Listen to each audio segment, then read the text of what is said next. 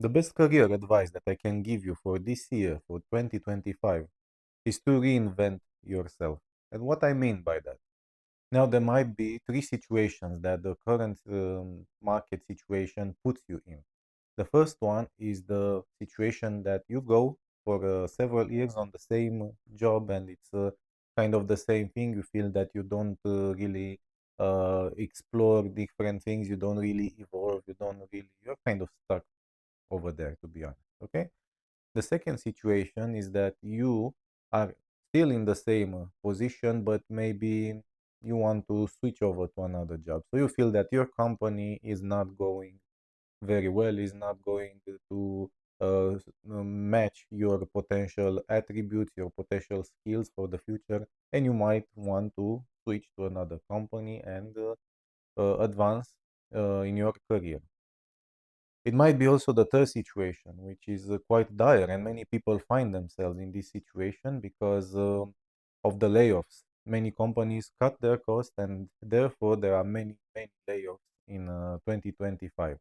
And it might be so that you are between jobs and you are seeking to find an employer and to continue working on your dreams and potential, right? All the companies nowadays they put an emphasis on soft skills. It's so valuable to them that they are really more valuable than ever. And even if you are a very strong technical person, if having soft skills will really help you simply to nail the job now. Okay.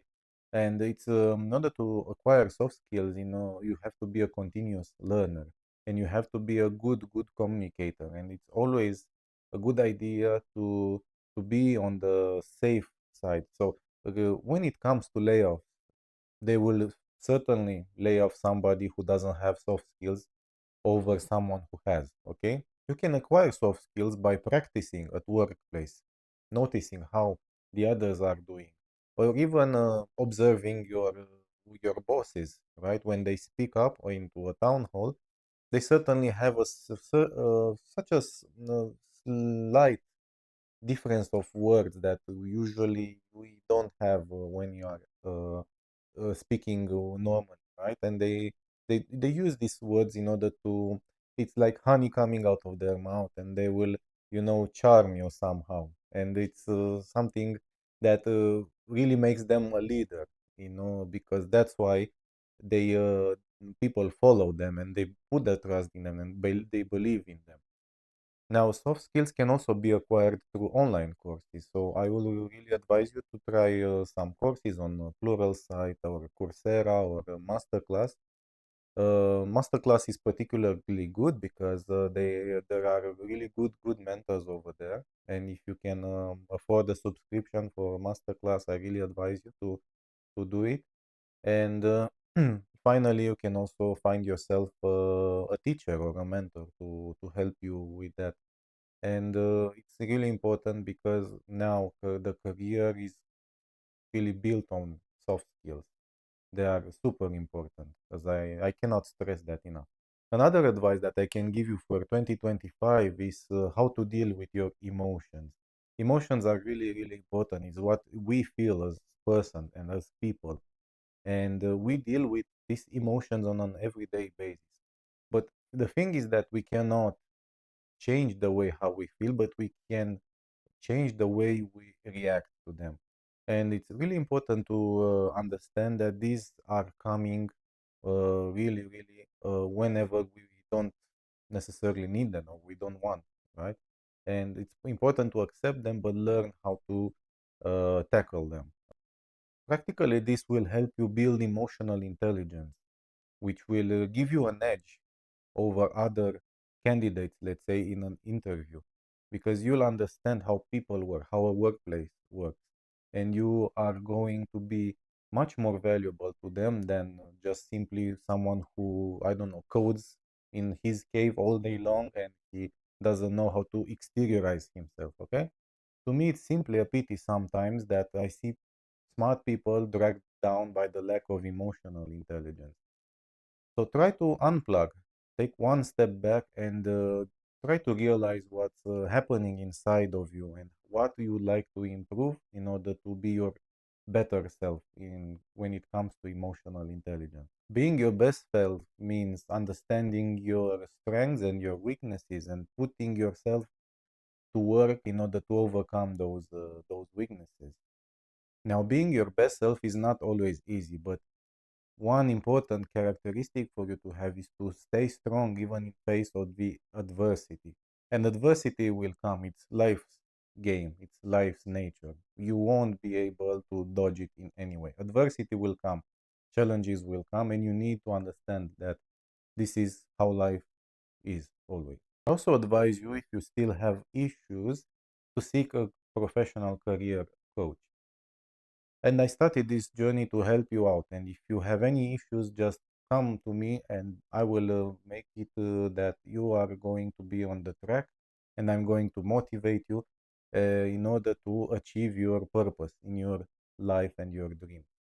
Whether you're looking for your next professional challenge or you are looking to explore new interesting opportunities within your role, I can help you because I have so many years, like 15 years of experience in the career industry, and I've seen a lot. I've seen a lot of changes, a lot of things, and I can really guide you through in order to make progress and achieve your potential. The last thing I really advise you to do is to accept feedback and accept critics from the other. It's one particularly tough issue to deal with in life is the people who are criticizing. Of course, they are not constructively criticizing always, but you still have to understand that some people they really want you to be good, to be successful, especially family or close friends. They will really want you to have more freedom and more money and more success in your life. And still, they might not have the right uh, attributes of criticizing, but they can really guide you through. And it's one thing that I really advise you to accept criticizing, accept the critics, and also incorporate some sort of a feedback within you because or ask for feedback because it's important for you to know how the people perceive you. And it's also a problem for me when I'm also starting this project at a theater.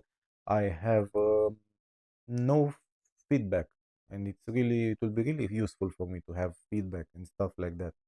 But I don't really have that feedback from the audience, and I don't know exactly what to improve. Therefore, I'm in this situation to experiment a little bit and see what is working, what is not working. To me, it's still an ongoing learning process, and I've certainly not reached the level of being super master at what I do. But I thrive and I strive to improve, and this is the most important fact. The fact that you are understanding that you can improve and striving to do improvements on a daily basis. Now, as a conclusion, I do believe that 2025 is a tough year, but it has great potential for growth, for exploring opportunities, and also for making you a better person that you are. So, on a daily basis, remember to apply these principles that I taught you in this video, and hopefully, there will be better times next year in 2026 when you look back and you realize how much you evolved. And this is really something that I would like to hear from you.